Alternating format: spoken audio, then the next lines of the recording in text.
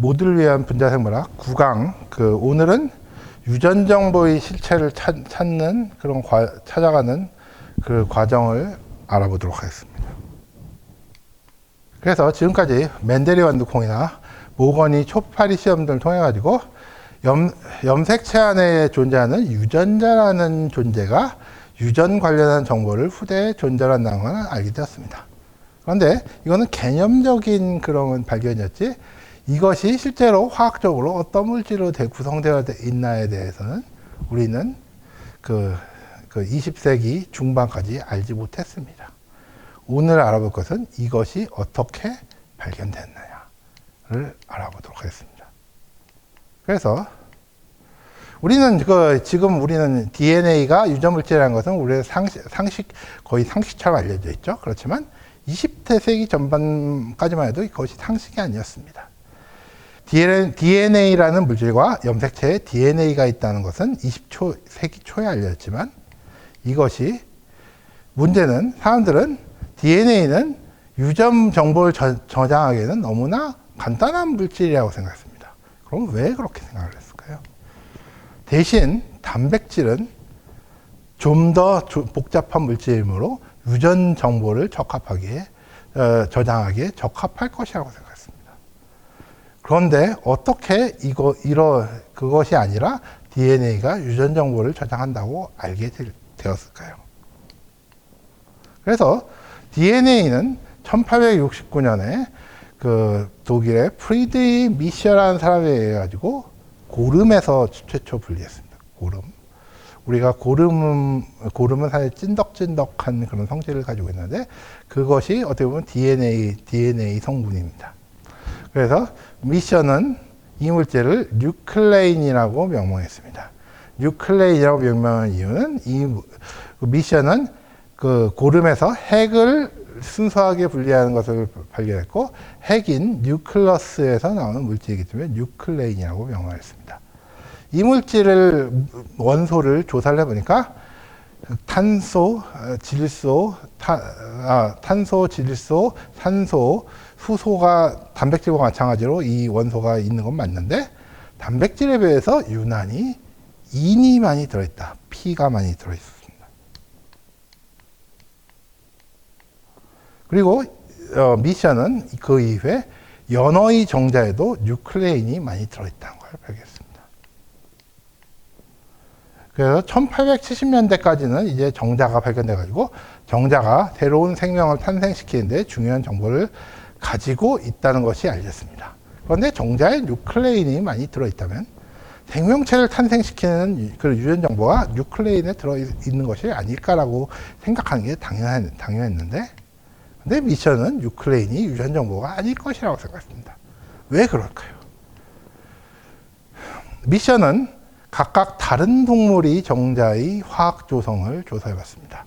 가령 연어, 가령 소, 돼지, 말 등의 정자를 화학 조성을 조사해봤는데 원소의 구성비가 다 같았습니다. 그러니까 미셔의 생각으로는 우리가 연어, 소, 돼지는 다 유전 정보가 다르므로 원소의 구성비가 달라져야 되는데 똑같다. 따라서 뉴클레인은 유전 정보 저장 물질이 아닌가 보다라고 생각했습니다.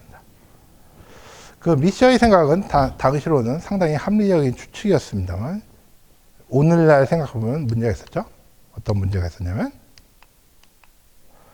오늘날 우리는 DNA 정보는 염기의 배열 순서로 저장된다는 걸 알고 있습니다. 가령 HGTAAGG와 GGCTAAA는 분명히 다른 정보입니다. 그렇지만 이 두 가지 정보를 염기의 구성비말로 따지면 A가 3개, G가 3개, C가 하나, T가 하나로 동일하죠. 당시의 기술로는 염기의 배설 순서를 알아낼 수 없었고, 겨우 원소의 구성비만을 우리가 조사를 할 수 있었으므로, 가령 다른 생물에서 DNA의 차이가 있다는 것을 발견할 수가 없었습니다. 왜 그러냐면 다른 생물도 결국은 DNA가 동일하게 있을 것이고, 미세한 염기의 배열 순서는 다르겠지만 구성비는 동일할 것이다. 따라서 미션은 당시의 기술의 한계로 그 DNA가 그 생명의 정보를 저장하고 있다는 사실을 깨닫지 못했습니다. 그 이후에 포버스 레바인이라는 미국의 과학자는 효모에서 핵산을 추출해서 화학물질을 분석을 했습니다. 핵산은 오탄당과 인산과 염기로 구성되고 핵산을 구성하는 오탄당에는 리보스와 디옥시리보스가 있습니다. 그래서 리보스로 구성된 것은 RNA, 그리고 디옥시리보스로 구성된 것은 DNA가 되죠. 그래서 이 사람은 이런 DNA의 ACGT 염기가 당과 결합해서 1대1대1대1로 존재한다 라고 이렇게 다음과 같은 고리 모양을 형성한다고 그 모델을 만들었습니다. 당이 이 염기와 결합을 하고 인에 의해서 결합이 되는 것 자체는 맞지만 실제 우리는 DNA 구조는 이런 식으로 생기는 게 아니라 두 가닥이 이렇게 이중나선을 이루고 있다는 걸 우리는 알고 있죠. 그래서 레바인의 구조의 경우에는 인산기가 당에 연결되어 있는 것과 염기가 당에 연결되어 있는 것은 정확하게 묘사를 했습니다. 그렇지만 실제의 당이 이렇게 고리 형태로 결합되어 있다는 것은 실제 구조와는 다르죠. 즉 DNA나 RNA가 수많은 당이 이렇게 연결되어 있는 고분자라는 것도 간과를 했다. 그렇지만 이 구조는 너무나 간단하고 알기 쉬웠기 때문에 이렇게 간단한 분자구나. 이 분자에 정보가 저장될 여지가 없더라. 좀 복잡해야지 이것이 가령 단백질의 경우에는 20가지 아미노산으로 되어 있어가지고 이것이 여러 가지 서열을 가지고 있어가지고 복잡하게 그 구성이 돼서 정보를 저장할 여지가 있는데 이건 너무 정보를 저장할 여지가 없다. 그래서 DNA는 너무 간단한 물질이구나. 그래서 지루한 물질이라고 생각했다. 그래서 레바인은 DNA 연구에 의해서 DNA 화학 구조는 20세기 초에 밝혀진 것으로 간주되었고 유전 물질은 아마 DNA 같은 간단한 물질이 아닌 단백질에 의해서 저장되어 있을 것이라고 20세기 중반까지 생각을 했다.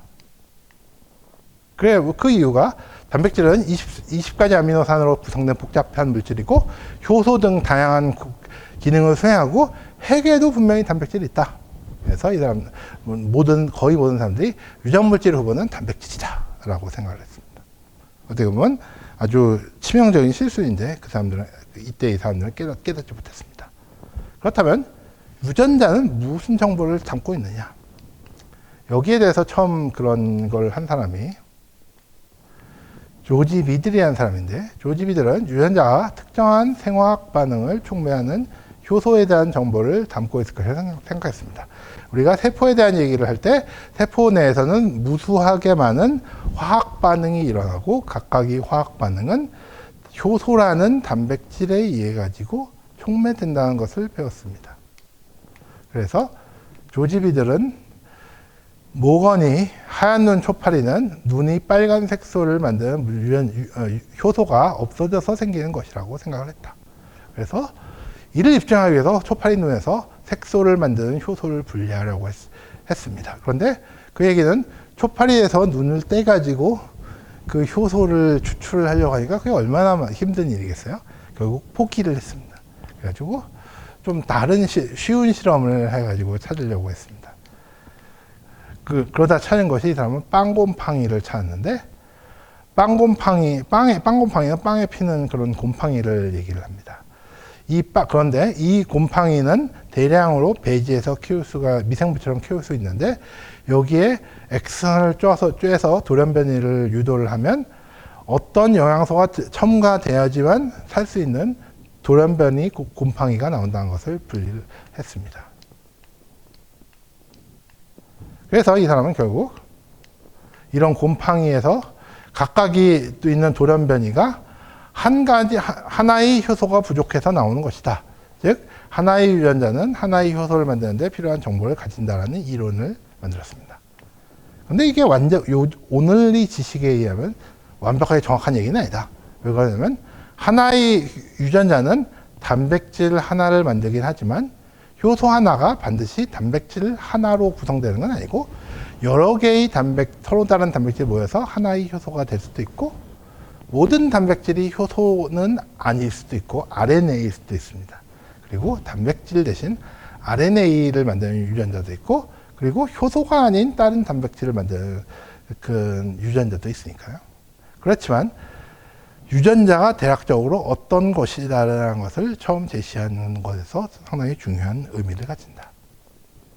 그렇다면 DNA가 유전 물질이라는 실험적 증거는 어떻게 나오게 됐나? DNA가 유전 물질이라는 결정적 증거는 1920년에서 40년대에 폐렴균을 이용한 실험에서 나오게 됐습니다. 근데 왜 폐렴균을 하필이면 폐렴균이냐? 1918년에 전 세계적으로 인플루엔자의 팬데믹이 발생했습니다. 요즘 우리는 코로나 팬데믹 시대에 살고 있습니다만 그때의 사람들은 인플루엔자의 팬데믹으로 수천만 명이 목숨을 잃었습니다. 그런데 인플루엔자만 사망자들은 인플루엔자와 동반된 폐렴에 의해서 사망을 했습니다. 따라서 많은 연구자들이 폐렴에 대해서 연구를 많이 했습니다. 그리고 폐렴을 일으키는 폐렴균에 대해서도 활발하게 연구를 진행을 했습니다. 그래서 영국의 미생물학자인 그리피스는 독성을 가지는 폐렴균의 성질이 독성을 가지지 않는 폐렴균에게 전달될 수 있다는 것을 발견했습니다. 즉, 찌르면 쥐를 죽이는 폐렴균을 죽여가지고 한 국물을 독성이 없는 폐렴균에 섞어주면 독성이 없는 폐렴균이 독성이 있게 되더라. 이런 얘기죠. 이것을 형질 전환이라고 하는데 생물이 가지고 있는 유전적인 형질이 외래의 물질에서 변하는 것입니다. 여기에는 폐렴균의 독성이나 항생제에 버티는 항생제의 내성 혹은 특정한 영양소를 요구하는 능력 등 여러 가지가 있는데 이런 것들이 변한다는 것은 외부에서 유전자가 들어간다는 거죠. 즉 어떤 외부의 물질이 생물에 들어가서 유전적인 표현형이 바뀔 수 있다면 그 물질이 바로 유전자를 구성하는 물질이 될 것이다. 따라서 이 물질이 어떤 물질인지를 알게 되면 이것이 유전 물질이 본체가 된다. 뭐 이런 얘기가 되겠죠. 즉 병을 안 일으키는 폐렴균을 병을 일으키는 폐렴균으로 바꿀 수 있는 물질의 본질을 알게 되면 유전 물질이 화학적인 본질을 알게 된다. 그래서 이런 것들을 실험을 하는 사람들이 록펠러 대학에 있는 에버리 맥로드 메카시라는 사람이었는데 이 사람들은 DNA를 원래 공부하는 사람들이 아니라 폐렴균을 연구하는 사람들이었습니다. 그래서 형질 전환이 어떤 물질에 의해서 매개되는지를 확인을 하려고 했는데요. 이 사람들은 폐렴균이 추출물을 알코올을 처리해서 침전시키면 하얀색 침전물이 나온다는 걸 했는데 이 침전물이 형질 전환을 일으킨다는 것을 확인했습니다. 우리가 DNA를 추출을 해보는 실험을 서울시립과학관에서 해본 분이라면 DNA를 추출하면서 알코올을 가하면 하얀색으로 침전이 된다는 것을 해볼 수가 있습니다. 그래서 우리는 이게 이미 DNA라는 걸 우리는 알고 있지만 이 당시 사람들은 이게 어떤 물질인지 몰랐습니다. 그래서 이 물질이 본질은 무엇인가를 알기 위해서 이 사람들은 이런 실험들을 했습니다. 그래서 폐렴구에서 분리한 침전물에 페놀이라는 화학물질로 단백질을 침전시켜서 제거를 해보고 처리를 해보니까 형질 전환이 일어나더라. 그러니까 또 단백질 분해 요소를 처리해서 단백질을 없앤 다음에 이 물질을 폐렴균에 넣어보니까 또 형질 전환이 일어나서 균이 형질이 바뀌더라. 그 얘기는 단백질은 형질 전환을 일으키는 물질이 아니다. 라는 결론을 얻게 됐습니다. 그러면 또 다시 RNA를 분해하는 RNA 분해 요소를 처리를 해봐도 형질 전환이 일어나더라. RNA도 형질 전환 물질이 아니다. 그러나 DNA를 제거하는 DNA 분해 요소를 처리를 하니까 형질 전환이 일어나지 않는다. 따라서 DNA가 형질자의 그런 물질이다 라는 것이 이 사람들의 실험입니다. 이 사람들은 이 결과를 1944년에 논문에 발표를 했습니다만 놀라울 만큼 그 누구도 관심을 주지 않았다 까지는 아닙니다만 모든 사람들이 알았어. 모든 사람 이제부터 DNA는 유전 물질이야 하고 인정을 한 건 아니다. 어떤 사람들은 난 못 믿겠는데 라고 그렇게 딴지를 건 사람들이 많았지만 이러한 증거들이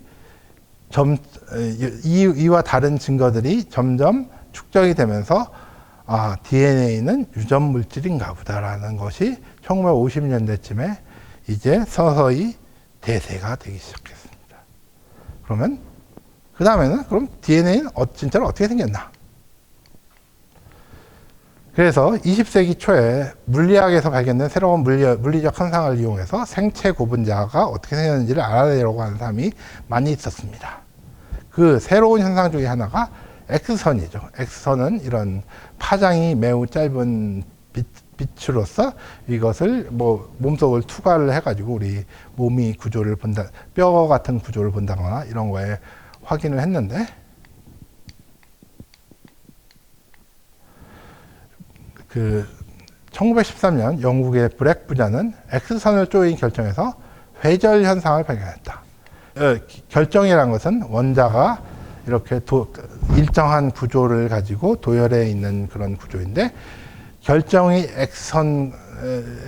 X선을 쏘아주면 X선이 튕겨져 나가지고 다른 패턴을 만들고 이 패턴에 따라서 물질의 구조를 파악할 수 있지 않을까 하는 아이디어가 나오게 되었다. 그래서 DNA를 회절 분석을 처음 시작한 사람은 그 영국의 윌리엄 아스트버리라는 사람인데요. 이 사람은 DNA를 X선에 회절시키면 일정한 패턴이 나온다는 것을 확인했습니다. 그래서 이런 나름대로의 DNA 그런 구조를 제시를 하기도 했는데요. 그의 문제는 그의 X선 회절 사진은 뚜렷하지 않아가지고 정확한 구조를 얻기 힘들었다.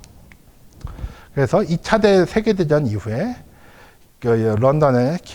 영국 런던의 킹스 칼리지라는 곳에서 대학에서 DNA X선 분석이 본격적으로 시작되는데 처음에 실험을 한 사람은 모리스 윌킨스라는 사람이었고 나중에 X선 분석이 전문가인 로절린드 프랭클린이라는 사람이 와서 매우 좋은 해상도의 X선 회절 사진을 찍었다.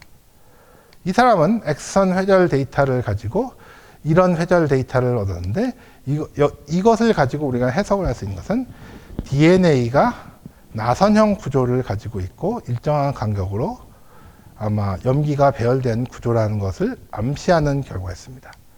그렇지만 이 결과만으로는 DNA의 가장 큰 특징인 염기가 어떻게 서로 결합을 하는지에 대한 정보는 우리가 얻을 수가 없습니다.